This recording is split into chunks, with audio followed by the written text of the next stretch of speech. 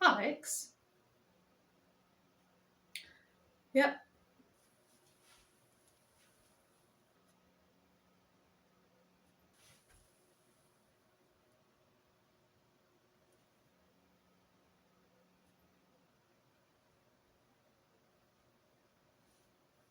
What's that? What's what? The camera. It's the camera. What's it doing in the house? Well, it's filming us. Right.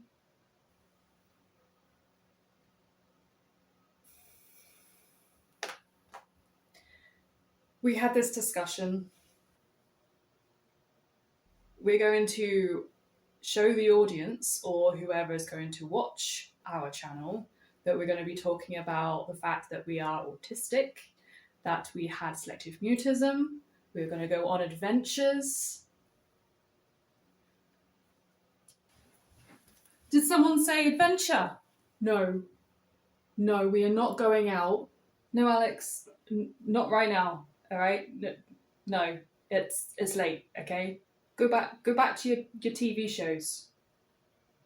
That's right. Yeah, that was close. But yeah, back to my point though. You know, we're gonna place cameras around the house. Probably stay in this room more than anything because obviously, you know, I've got my desk right there, and well, yeah. We've got Alex is gonna help film it as well.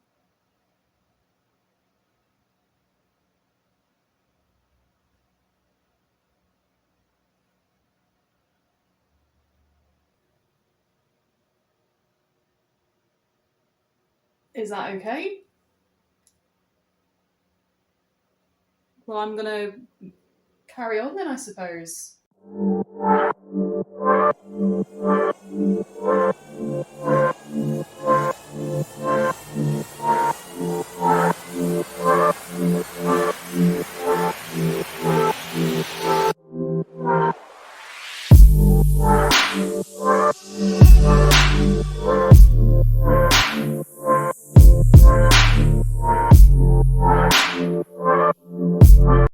Hello, everybody. So I don't really know how to set this off because you probably have already watched my intro. I probably look a lot different. I don't know if my hair's probably grown a little bit at the very least.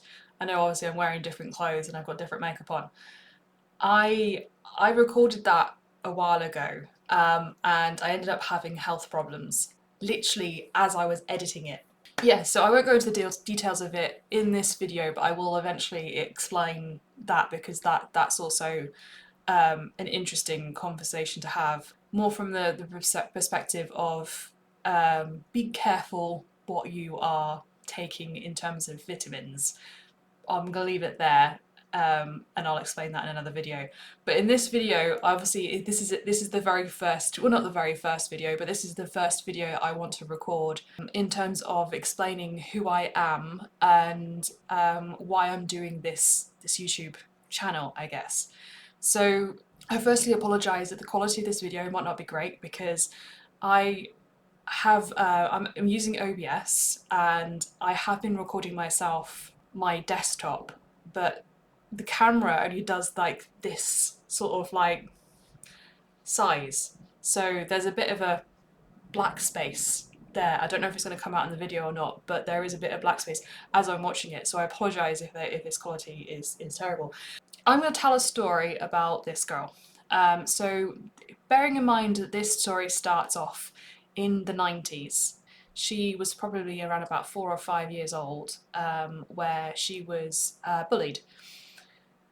It started off with I won't go into too many details because I'll end up going on an awful lot about this, but this is a story that needs to be told. But she essentially was labelled shy. She was a very potentially shy girl when she was younger, when she was about 4 or 5.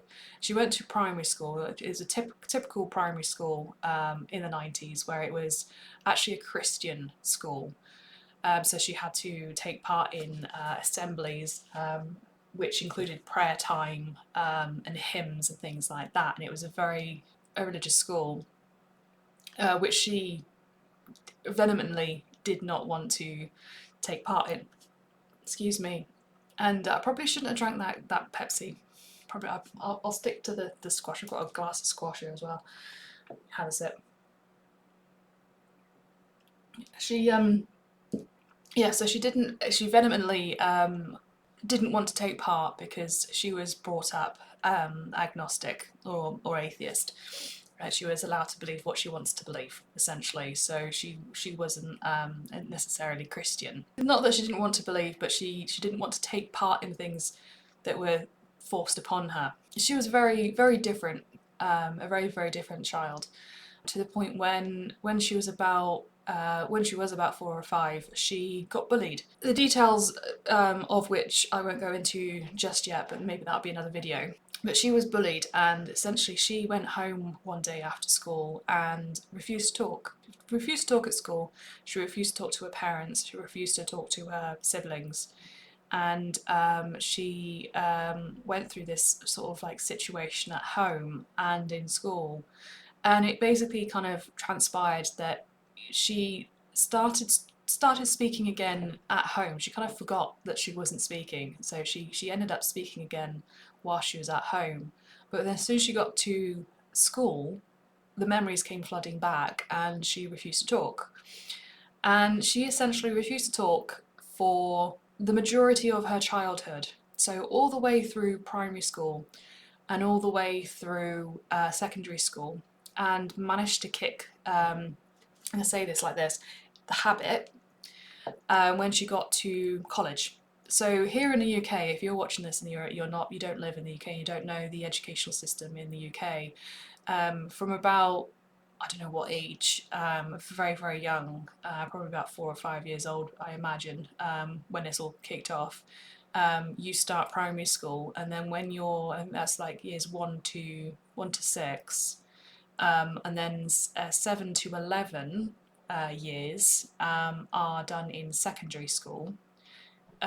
When I was at school, I did GCSEs as my end of kind of like graduation from school, and then you could take A levels or anything else, any other vocational courses at college, and then you can get on to like your bachelor's and master's at university. So slightly different here in the UK.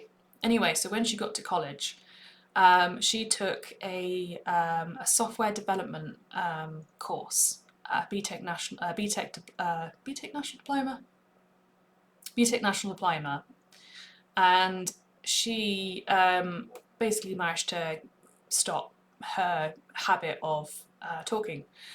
But the problem was is that the way that she managed to survive all of those years of not talking is she was kind of forced to communicate in some way, obviously, because you get to, like, say for example, year 11, you're about 16, 17 years old. So going through all of that time not talking is a very, very long time. So she essentially managed to communicate by whispering. And yeah, she got to about college and she managed to get out of it. She went to a completely different college to everybody else. Turns out that the software development course that she thought she wanted to take wasn't actually what she wanted to do, but that's a different story. When she got to about her 30s, so fast forwarding a fair few years, she got to her 30s, and she realised that the condition that she had, the reason why she wasn't talking, she refused to talk, and it was only in school, and it was around school friends as well, only school and only around school friends, but not around her parents. And when she got to her 30s, she came across an article randomly on the internet that was talking about selective mutism. obviously, sometimes it's called selective mutism, sometimes it's called situational mutism. I personally call it selective mutism because that's how I have originally come across it. So that's how I refer to it. But both are absolutely fine to use. Some people who have selective mutism, situational mutism, prefer to call it situational because it is situational. It's not selective at all. So there's a bit of a stereotype there. But either is fine. So I do apologise if I do offend anybody who has got situational mutism and prefers to call it situational mutism. I mean no harm. I mean no, and you'll see why in a minute. Alongside of her understanding that she actually had selective mutism or situational mutism, she realised that it was actually a symptom or a sign of autism.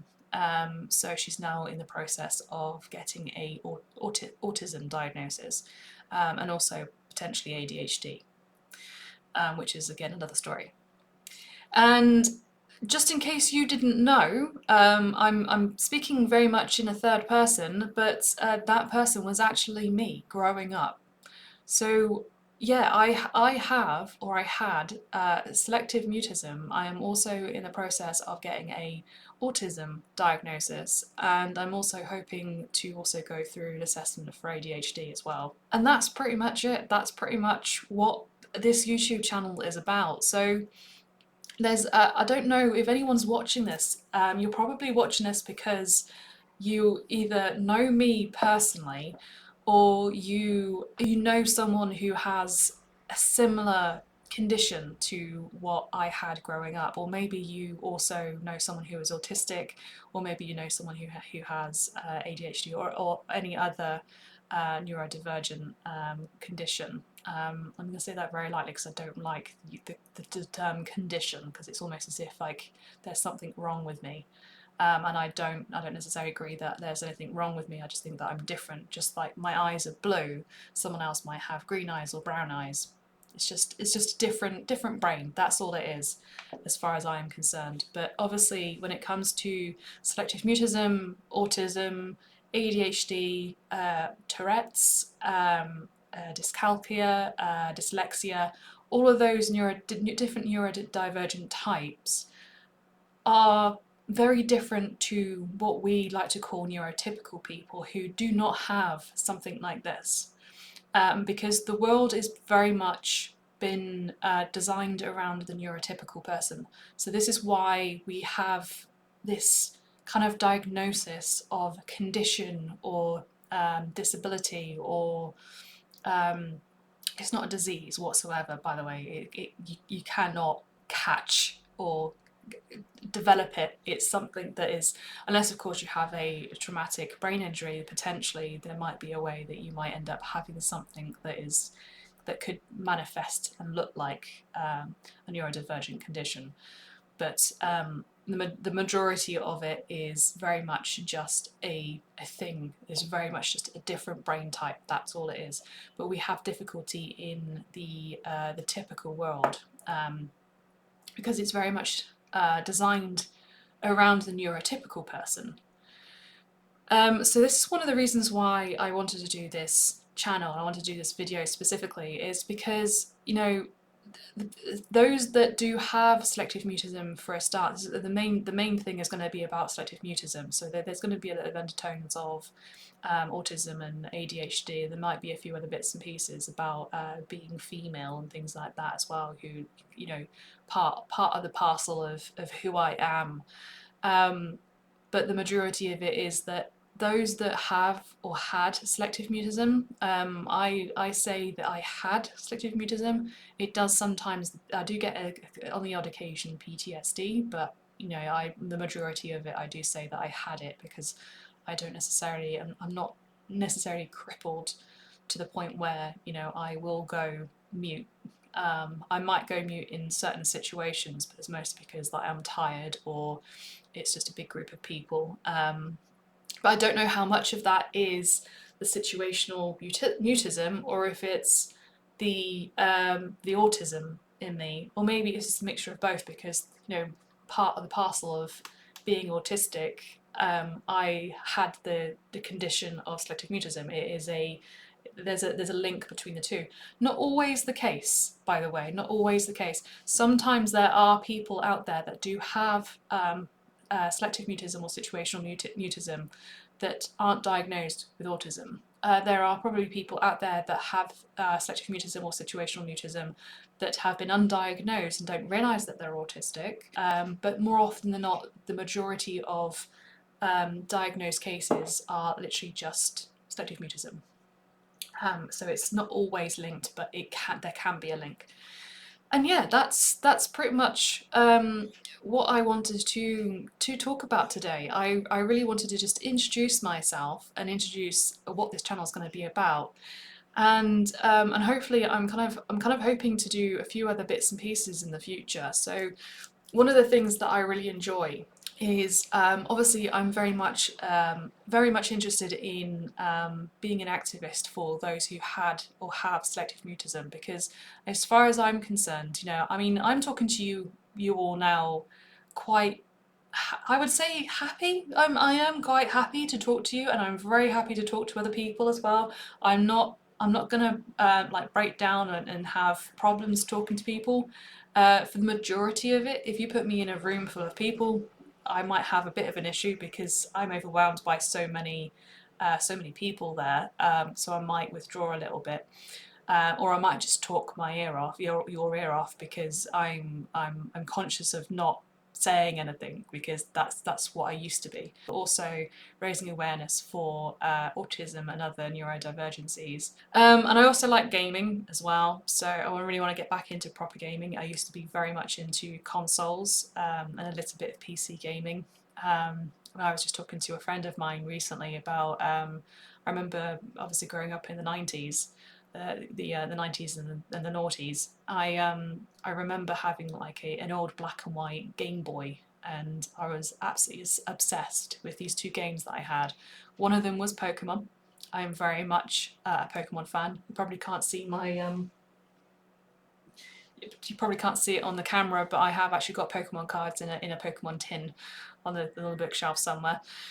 And I also had a game that was Jurassic Park, so I do also, the autistic in me also likes dinosaurs, even though that's not actually a dinosaur, but I think there is a dinosaur somewhere, but I don't know if it's on camera. Anyway, I digress. So yeah, so that's pretty much me. I am waffling, and I apologise, and at some point I will get better than this.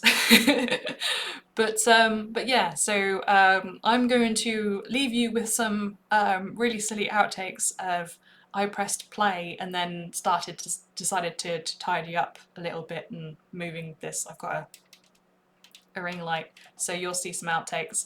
And I hope to see you all in another video. Please do like and comment, subscribe, all of that fun stuff, because it really does help, and it really does. You know, I would also quite like to hear other people's stories, because the whole point of me doing this is to hear, not necessarily hear other people's stories, but to hear that I'm actually, you know, it's worthwhile, because there's a lot of people out there that have selective mutism that obviously cannot do this. They cannot go onto camera and talk to you. They have a really, really difficult time. And as far as I'm concerned, I mean, I rent this house myself, right? I've got a really, really, really nice car on my driveway, and I consider myself reasonably successful. I've got a master's degree, I've got loads of certifications, I've written articles, and I've done an awful lot in my life, and I'm extremely proud of the person that I am today. If no one else is going to be proud for me, I'm proud of myself, and I don't care if anyone else is not proud for me, because as far as I'm concerned, when I was that little girl who couldn't talk, the only thing, and this is a really sad thing, but the only thing growing up that I wanted to be was happy.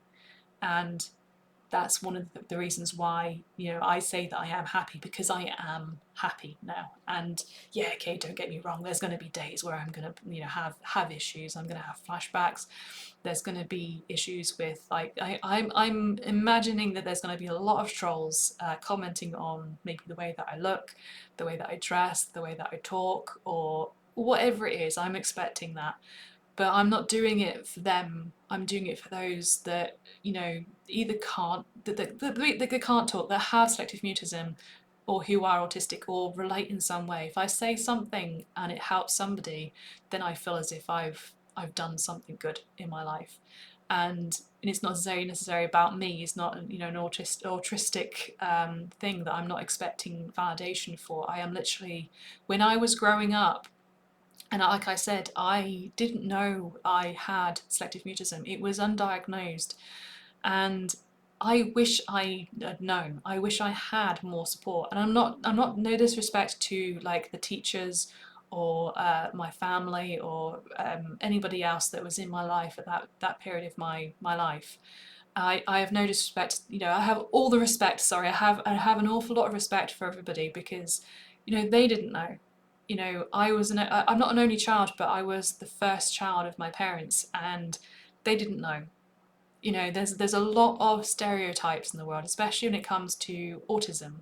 And this is another reason why I want to do this channel, because whenever someone hears about autism, they always they always associate that with like the puzzle piece, the colour blue, young boys being like, you know, sitting there rocking and generally stimming and not being able to like articulate themselves, and being mute, essentially, which is part of the parcel of autism in my case, and in many other cases, not just not everybody, but in many cases. And yeah, so I do it for them. I do it for the fact that there needs to be more exposure on selective mutism, and there needs to be more exposure on females being autistic and being generally neurodivergent. And yeah, that's it. But like I said, I'm going to leave you with the rest of my little outtakes and stuff, mostly from this video, but I think there might be a few others in the other video that the little intro that I created as well. And I also apologise for the state of my hair. And I'm going to leave you with that clip next. So thank you very much for watching. Oh, well, looks like I'm phoning home. E.T. phone home.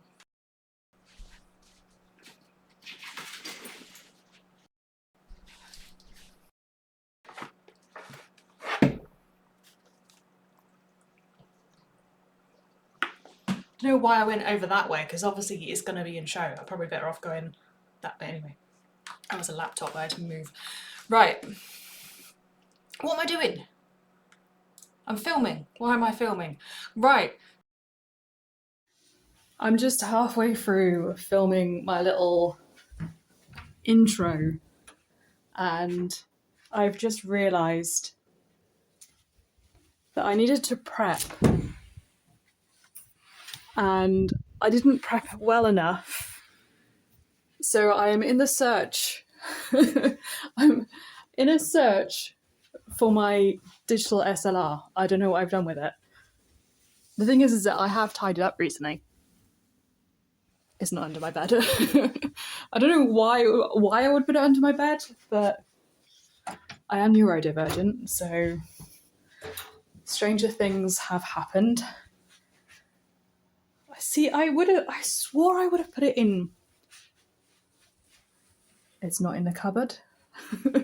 I swear I would have put it in my office or in my spare room, and it's not in my spare room. Is it in my spare room, or have I just not looked hard enough? It's where I put all my boxes.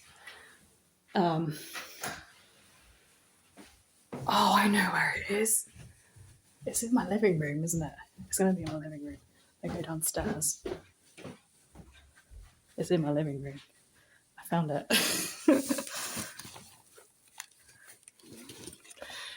This is the culprit. This is all I needed.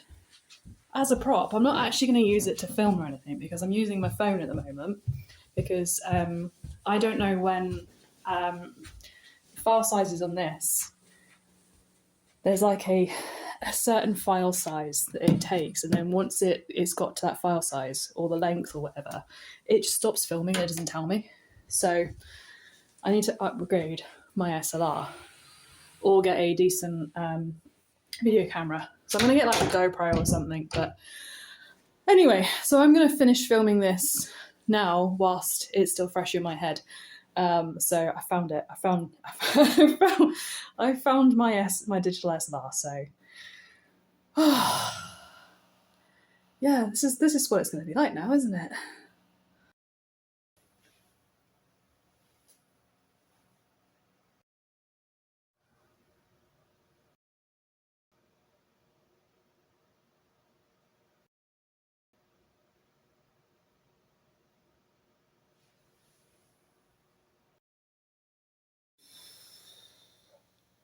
I'm out of breath.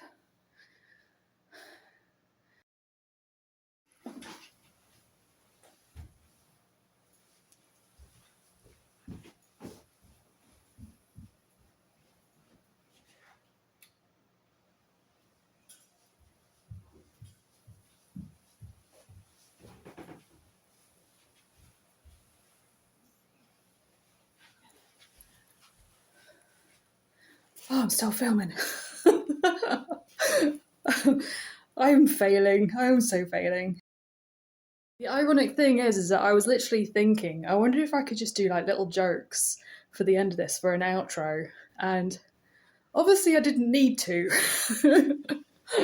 All right, let's try this again.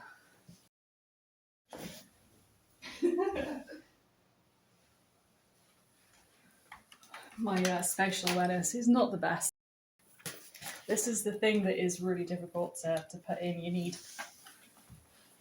need like 5 arms to be able to hold this bag open. Yeah, I did it! Right, let's get out of this jacket because I'm too hot, and stitch these clips together and see what we got. Words. I think that'll do.